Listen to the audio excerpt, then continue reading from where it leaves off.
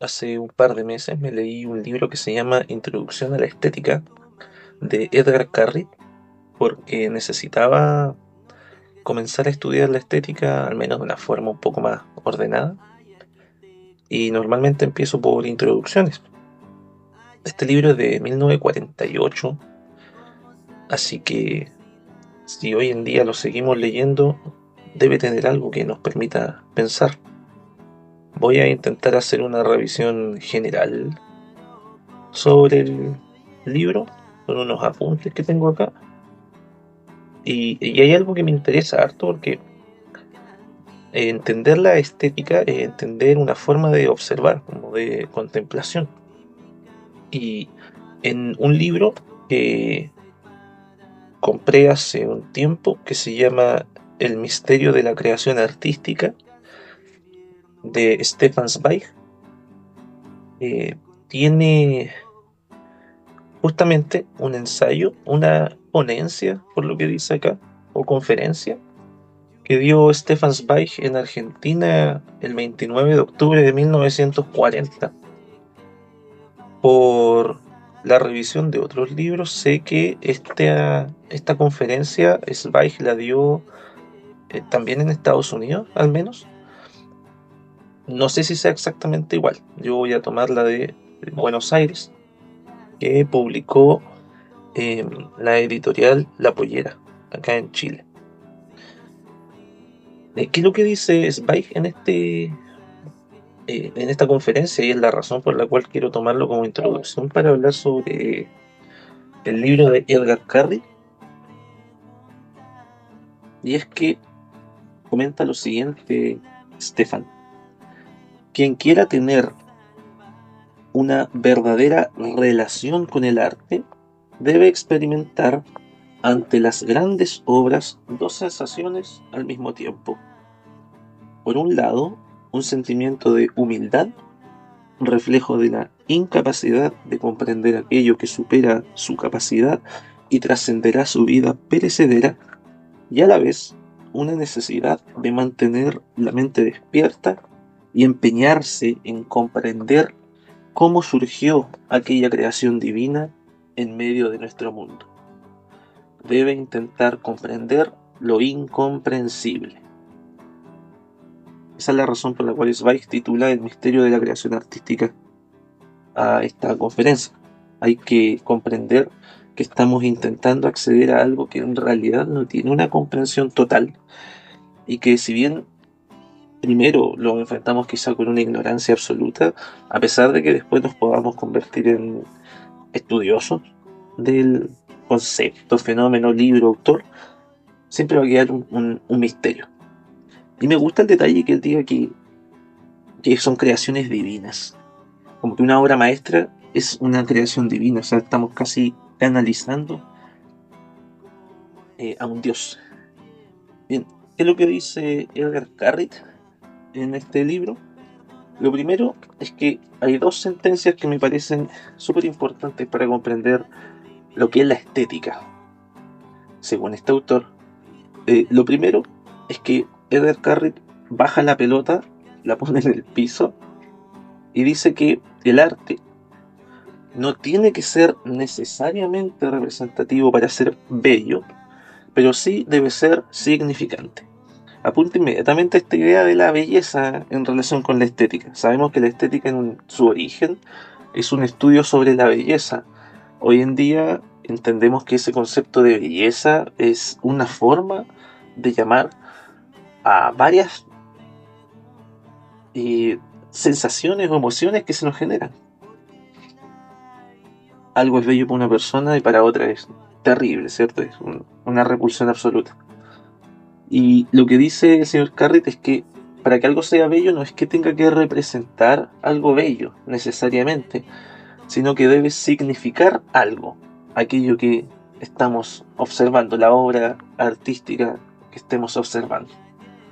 Pongámonos en la situación de Zweig, ¿cierto? Que estamos mirando esta obra y lo primero que yo tengo que hacer, según Stefan, sería saber lo difícil que es hacer eso y con humildad aceptar que yo no puedo o O sea, es obvio que no puedo, ¿cierto?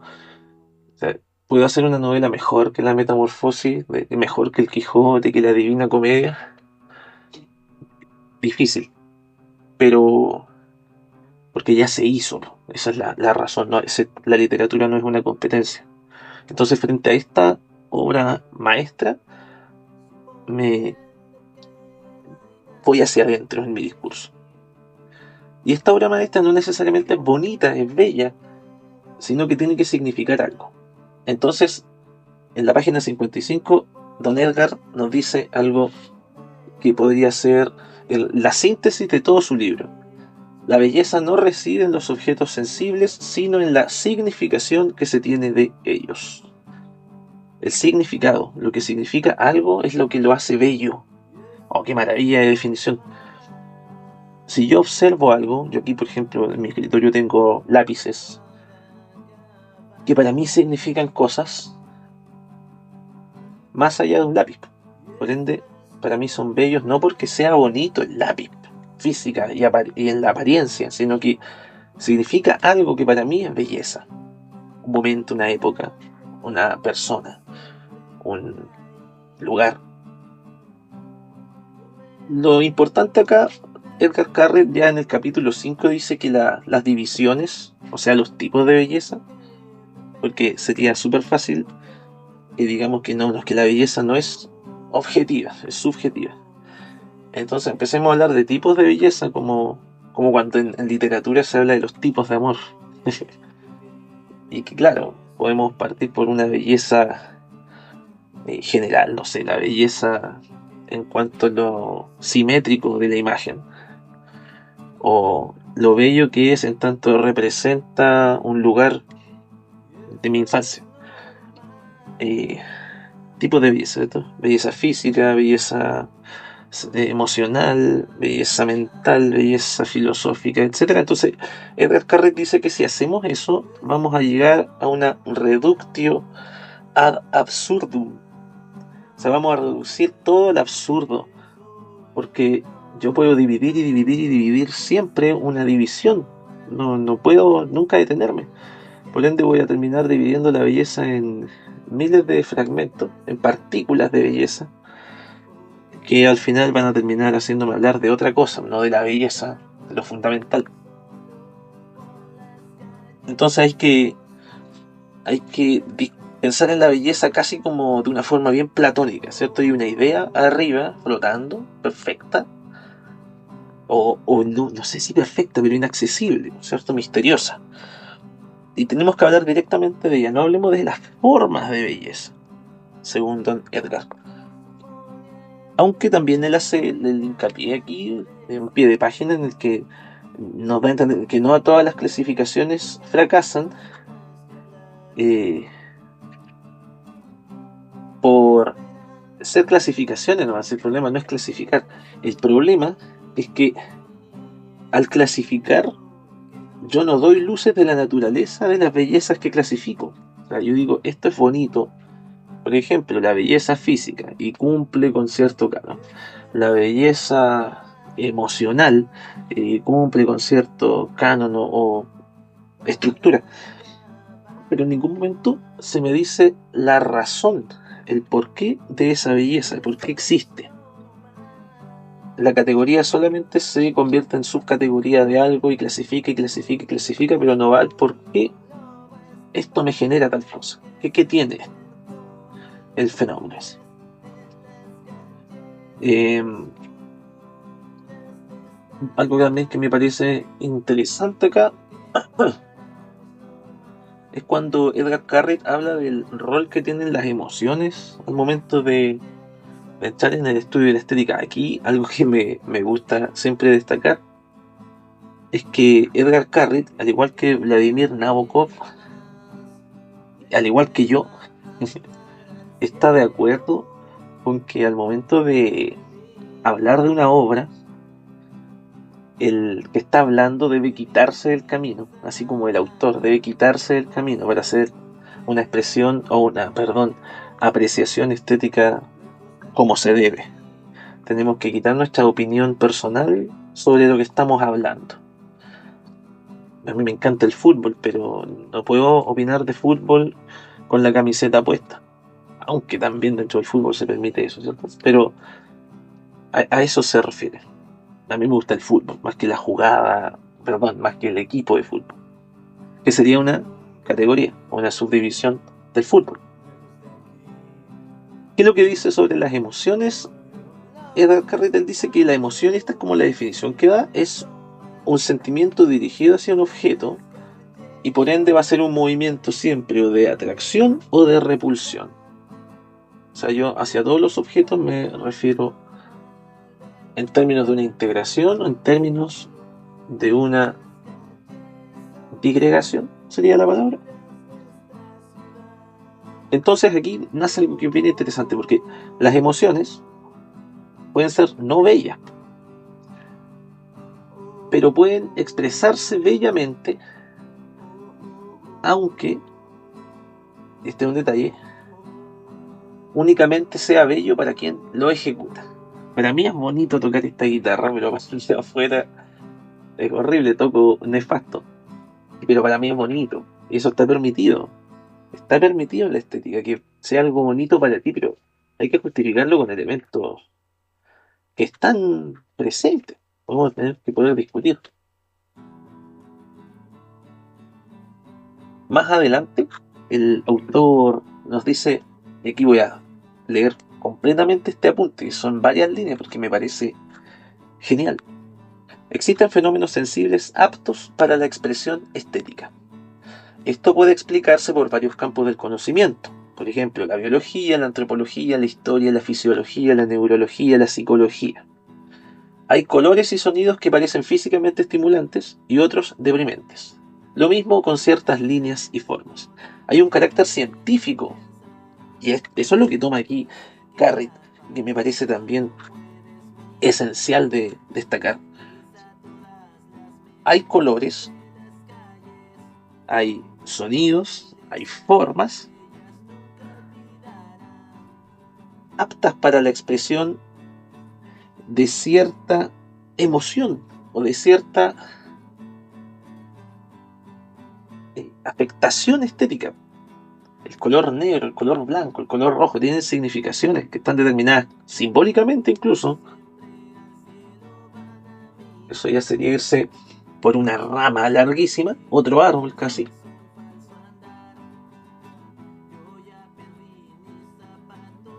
Entonces tenemos un elemento que puede ser objetivo, entre comillas, para estudiarlo, o desde ahí empezarlo a estudiar. No solamente quedarme en mi opinión personal, no es que para mí el negro es lo más bonito, sí, pero el negro tiene una significación simbólica mucho más profunda, y que si tú la entiendes vas a poder disfrutar aún más ese mismo color negro.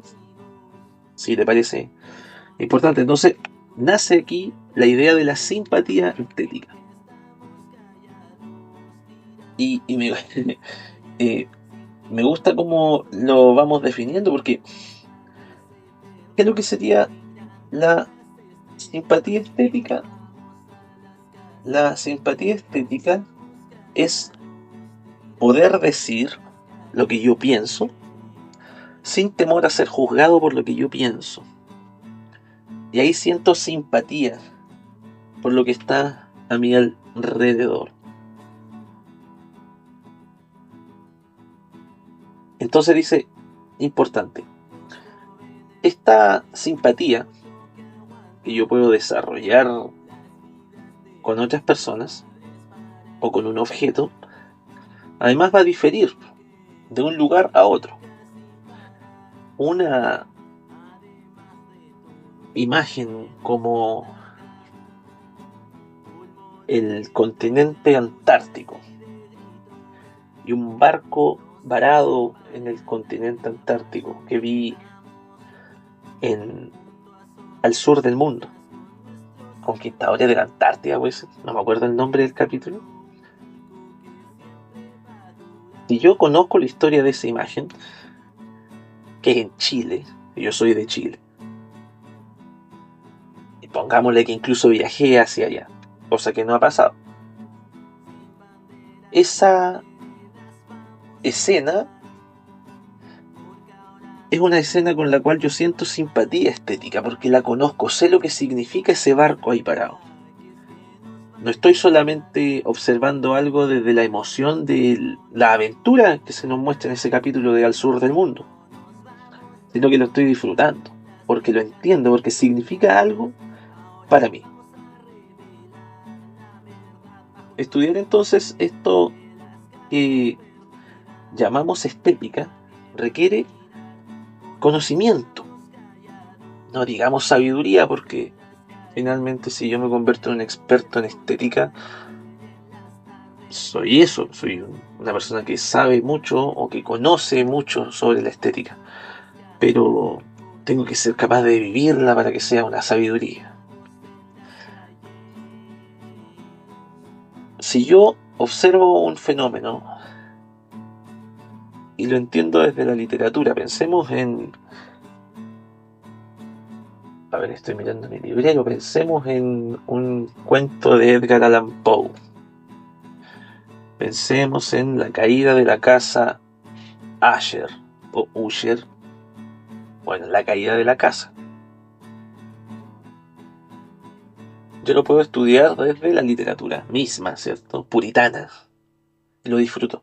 Pero, ¿y si yo fuera estadounidense? ¿Y si yo fuera de Baltimore? Si yo hubiera crecido en las calles donde creció y vivió Edgar Allan Poe, ¿lo apreciaría del mismo modo? ¿O si yo hubiese sido un francés allá en el siglo XIX y leyéndolo y soy Baudelaire y pienso que, como dice Baudelaire en un ensayo sobre Edgar Allan Poe, que él lo leía pensando que Edgar Allan Poe vivía la gran vida de los escritores de la época, así como que viajaba, vivía en una casa grande, disfrutando de las tardes con su familia, leyendo y escribiendo poesía. Y cuando Poe murió, se enteró de la verdad, de que era, como dijo un amigo alguna vez, de que vivía como un perro y que murió en las peores condiciones posibles. Ahora, si yo lo leo desde el siglo XXI, siendo quien soy, conociendo a Baudelaire, conociendo la obra de Edgar Poe, habiendo leído sus cuentos, conociendo su biografía, mi apreciación es distinta. Y si yo fuera biólogo y estudiara un cuento de Edgar Allan Poe, o si fuera antropólogo, si fuera historiador, todo eso me aportaría y haría que Edgar Allan Poe y su obra signifiquen algo para mí, porque conozco más cosas, entonces hay más posibilidades de que signifique varias cosas para mí.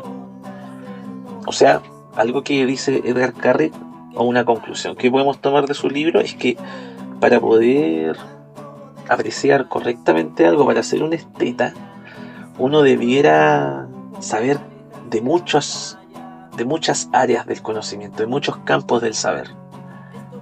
Esa sería una de las claves. Tendría que ser alguien que sepa de todo. Y ahí es donde yo digo, entonces, ¿quién debería ser un filósofo?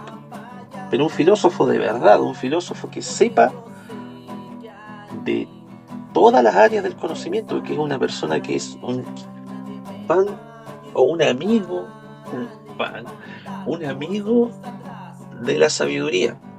Y un amigo de la sabiduría se interesa por todo el saber, lo dice el mismo Aristóteles, ese era filósofo, hizo de todo. Da Vinci probablemente podría haber sido un filósofo, hizo de todo.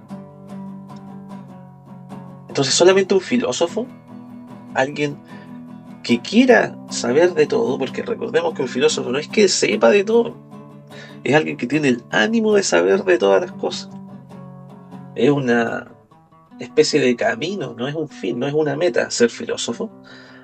Y por ende poder estudiar la estética de las cosas y apreciar absolutamente todo. Esto aplicable para una persona de 100 años y una de 7 años. Aquí puede ser, esto no es una categoría de edad, ni de estudio, ni de nada, sino que tiene que ver con un ánimo, con un espíritu de querer saber de todo y aplicarlo a la vida para que sea una sabiduría, para que no se quede en un dato ni conocimiento, sino que sabiduría. Como en Eliot, que tiene unos versos que dicen algo de que será de la sabiduría que se perdió con el conocimiento y que será el conocimiento que se pierde en los datos, algo así. O sea, si yo me quedo en el dato, en el número, en la memoria, no voy a llegar a nada. Si llego al conocimiento, que es comprender esos datos y relacionarlos, todavía me falta. La sabiduría es aplicar eso día a día, es llevarlo a un fin. Y la estética probablemente sea una de esas partes por las cuales yo puedo encontrar el camino, que es el arte. El arte es la manera de encontrar el camino. Realmente por eso nos gusta la estética. Y finalmente el libro, Edgar Carrick lo termina con una autocrítica a su propia obra, a lo que él mismo piensa sobre su opinión de sí mismo como crítico de arte, o de esteta, o de persona que observa y disfruta del arte.